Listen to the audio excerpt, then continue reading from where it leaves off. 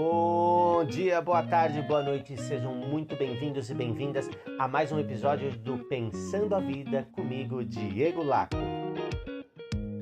Hoje o nosso episódio vai ser maravilhoso sobre a verdade que ressurge, com um conto dos irmãos Grimm, O Osso Cantador. Você já ouviu a sua própria verdade tentando emergir de dentro de você? É isso que a gente vai falar hoje. Nesse conto a gente vai refletir sobre essas vozes que se calam, os símbolos que falam por trás das palavras e essa sombra que insiste em não morrer. Então vamos lá no 1, 2, 3 e era uma vez. São irmãos movidos por inveja, o outro inocente, um feito heróico, um fratricídio com ocultação do corpo e anos depois a revelação do crime. Vamos lá, do que se trata essa história, hein? Certa vez, num vilarejo, havia um javali, um porco selvagem que estava causando muitos estragos em toda a região e ninguém tinha coragem de entrar na floresta onde ele vivia e quem ousou tentar capturar esse porco acabou morrendo dilacerado pelas suas presas. O rei mandou anunciar que daria a mão da sua filha em casamento para quem matasse aquele porco selvagem. Naquele reino viviam os irmãos. O mais velho, astuto e inteligente, o do meio não tinha nada demais, e o caçula, inocente e tolo. Interessados em casar com a princesa, todos estavam dispostos a matar aquele porco. Os dois mais velhos foram juntos, mas o mais novo foi sozinho e depois. Entrou pela floresta de um lado diferente e, ao caminhar, embrenhando-se na mata, encontrou um pequeno homem com uma lança nas mãos, que apareceu na sua frente e lhe disse: Rapaz, pegue esta lança e ataque o porco com ela, sem medo, e você vai matá-lo facilmente. E saiu, do mesmo jeito que chegou, desapareceu na mata. O rapaz inocente guardou aquelas palavras e seguiu seu caminho. Foi procurando, foi se embrenhando, foi seguindo os sons daquela mata escura, quando deu de frente com aquele porco selvagem, seus olhos sem medo.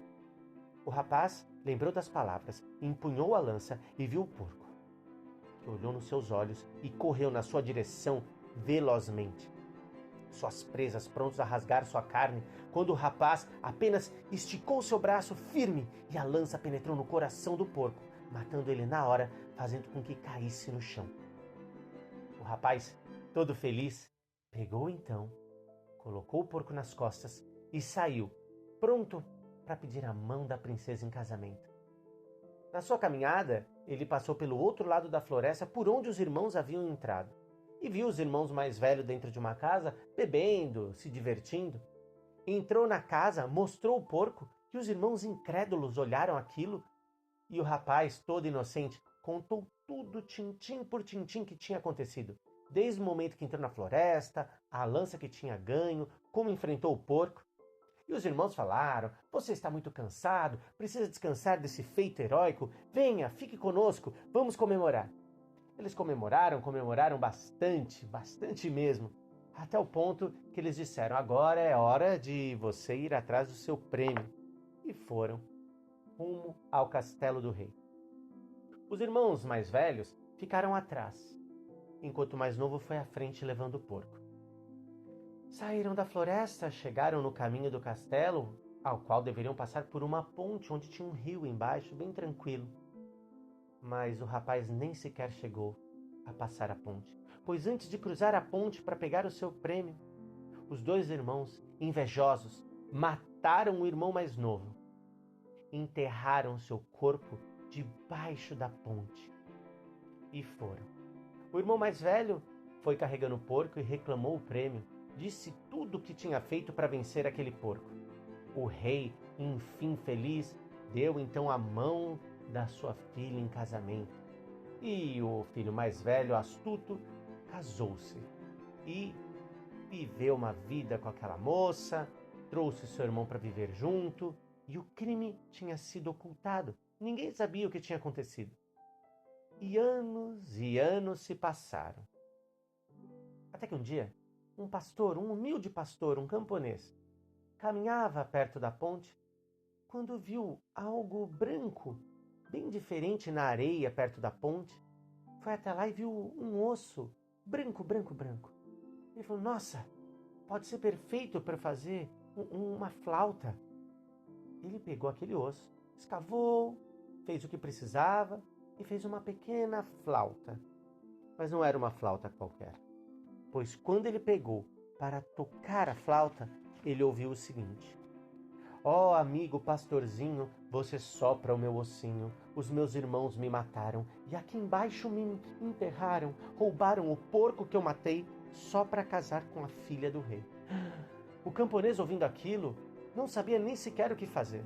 Precisava de alguém mais sábio e foi até o rei. Chegando lá, em conferência, tocou mais uma vez a flauta. ó amigo pastorzinho, você sopra o meu ossinho, os meus irmãos me mataram e aqui embaixo me enterraram, roubaram o porco que eu matei só para casar com a filha do rei. O rei, sábio, chamou os dois rapazes, que confessaram o crime. Quando a população ficou sabendo, eles tiveram então a sua pena. Foram jogados dentro de um barril, dentro do rio, e morreram afogados. O rei mandou escavar debaixo da ponte até achar todo o esqueleto, e acharam os ossos do irmão mais novo, que enfim foi levado a um cemitério onde foi sepultado com honrarias. Essa é a história O Osso que Canta dos Irmãos Grimm. Quanta coisa, né? E aí eu fui fazer uma brincadeira junto com a inteligência artificial, estou gostando de brincar um pouco, de ver possibilidades dessa tecnologia, e brinquei dizendo como seria uma conversa entre eu, um contador de histórias, Jung, sobre os arquétipos, os símbolos, falando sobre semiótica, Sócrates, Marco Aurélio e Sêneca. Como seria essa conversa falando sobre o osso que canta? E diante dessas reflexões da conversa junto com essa inteligência artificial, eu tirei aqui algumas coisas que a gente vai conversar agora. E a primeira coisa que aparece é, vamos falar sobre a sombra, né? O Jung, ele fala que a sombra é tudo aquilo que o indivíduo não reconhece em si mesmo ou não quer reconhecer. E na história ele aparece como aquele irmão invejoso, né? Os irmãos que representam a sombra projetada, que rejeita o mérito do outro e precisa destruir. E me diz, quantas pessoas você conhece assim? E pior, quantas vezes você fez isso com alguém? Ou acho que tão ruim quanto, quantas vezes o seu lado sombra se intrometeu na sua própria vida e fez com que você se escondesse ou sufocasse a sua intuição, que seria o irmão inocente.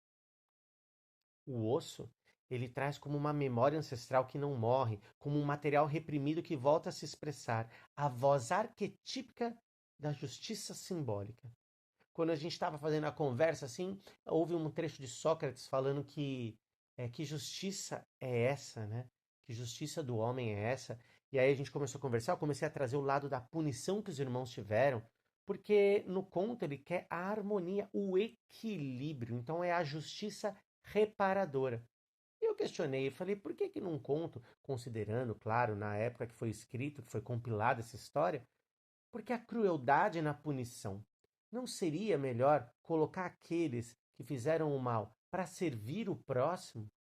O que é pior para uma pessoa que quer apagar a luz do outro? É servir o outro. Não seria então fazer o homem evoluir uma punição que fizesse um bem para o próximo? Outros símbolos que apareceram, né? A lança mágica, aquele signo fálico do poder, da coragem espiritual que é dado para o irmão mais puro e não para o ambicioso. O javali, que é o instintivo, o caos, o desafio para ser vencido para que o herói se revele. O casamento com a princesa, que é aquela falsa integração do herói, porque o irmão usurpador recebe o prêmio que não lhe pertence. E como eu já tinha dito, o osso que canta, ele aparece numa linguagem poética, né, como reveladora do real. Então a música carrega uma verdade que a palavra aqui não consegue carregar. Então a arte é a denúncia. Então não se pode esconder o sangue sobre a terra, ele infiltra. O osso branco é o mais íntimo do corpo, é o que emerge, é a verdade que estava dentro e se transforma em um instrumento de sopro, porque do verbo se fez o som, e do som a justiça. E eu te pergunto, quantas vezes nós enterramos algo dentro de nós, uma verdade, um trauma, um erro, e a gente segue como se estivesse tudo bem por aí. Mas a verdade, ela não desaparece. Ela canta. Ela pode demorar. Pode vir em sonhos, por dores, gatilhos, lapsos, mas ela reaparece. E eu te pergunto, você que está me ouvindo agora, você tem escutado a sua própria flauta interior?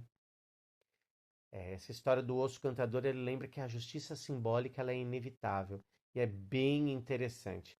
E vamos continuar nessa conversa. O que mais a gente pode trazer de tudo isso?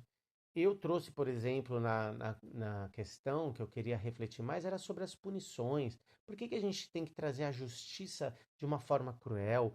E a gente tem tantas referências reais de pessoas que fazem justiça com as próprias mãos e se enganam. Até onde isso é certo, não é? Essa crueldade que a gente carrega dentro da gente. E por outros lados, a gente podia levar essa história também. Mas vamos lá.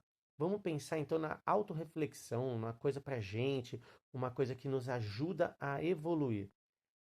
Então, mantendo essa linha ainda da virtude que não se abala diante do mal, quando a gente fala da punição. Então, a melhor vingança é aquela que é ser diferente de quem te feriu. E quando a punição transforma o justo em cruel, então o mal venceu duas vezes. Isso é uma fala do Marco Aurélio. E a gente pensa, poxa, então, eu não tenho que punir, eu não tenho que fazer, o que eu faço? Criar esses paradoxos, essas formas da gente pensar, ajuda a gente a conduzir as nossas reflexões de uma forma mais profunda. Quando a gente fala dessa questão da crueldade, a gente tem a ver também com a raiva. E eu vou falar, a raiva acho que é uma das coisas mais difíceis de controlar, porque na raiva ela esconde uma dor original, né? Uma tristeza, uma vergonha, uma injustiça. Mas a raiva, ela pode ser uma mensageira e não nossa inimiga. E como que a gente escuta ela? Sem se deixar levar por ela. Que nossas ações não sejam levadas pela raiva. Para isso, a gente precisa entender mais símbolos dessa história. Vamos pensar. Primeiro, a floresta. O símbolo vivo. Floresta sempre tem a ver com o nosso inconsciente, né? Nossas estruturas que desaparecem de uma cidade e vão para um lugar vivo.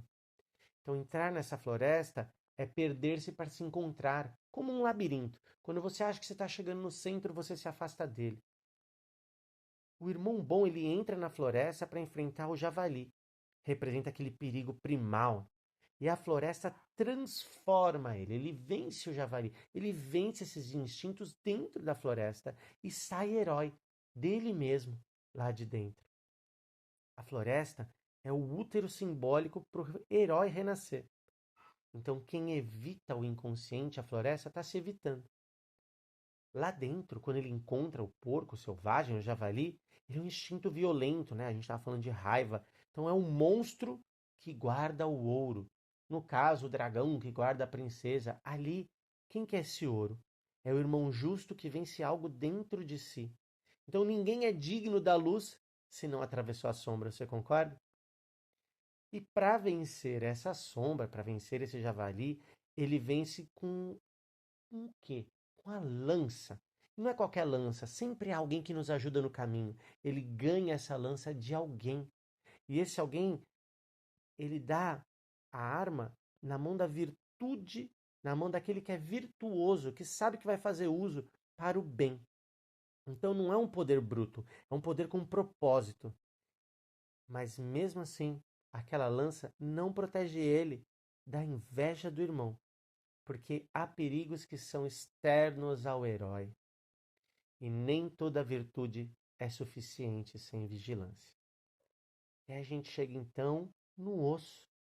Então o osso é o quê? É a memória. Ele canta. Ele é a verdade reprimida que se transforma em arte, é o trauma que encontra voz, é o inconsciente querendo justiça como equilíbrio. E a verdade, ela não precisa de gritos, ela persiste até encontrar um ouvido certo.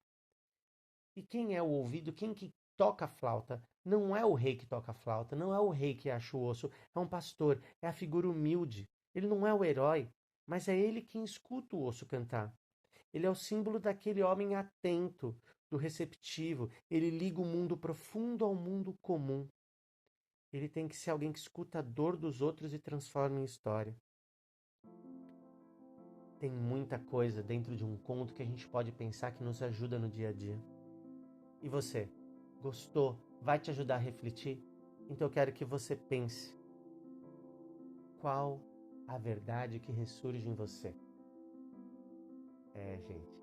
Compartilhe essa história com quem você acha que vai precisar ouvir. Escute novamente. Escute os outros episódios que nós temos.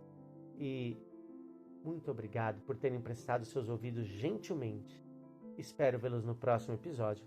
Um grande abraço e até a próxima.